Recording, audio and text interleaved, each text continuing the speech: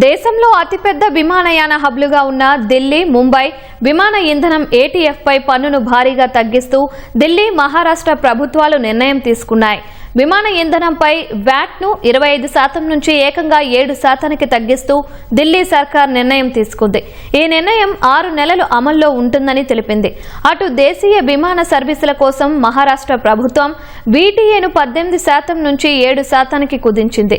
Iran యుద్ధం కారణంగా ముడిచమురు ధరలు పెరుగుదల, రూపాయి బలహీనత, పెరిగిన నిర్వహణ ఖర్చులతో సంక్షోభంలో కొట్టుమిట్టాడుతున్న విమానయాన సంస్థలకు ఈ నిర్ణయం ఊరట ఇవ్వనుంది. దేశవ్యాప్తంగా మొత్తం విమాన ప్రయాణికుల్లో ఎక్కువ మంది ఈ 2 నగరాల్లో ద్వారానే ప్రయాణం చేస్తారు.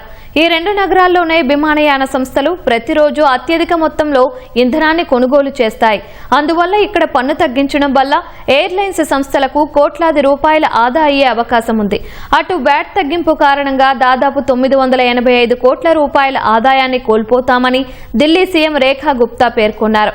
అటు మహారాష్ట్ర సర్కార్ ఖజానాకు 550 నుంచి 600 కోట్ల మేర ఆదాయ నష్టం వాటిల్లుతుందని అధికారులు అంచనా వేస్తున్నారు.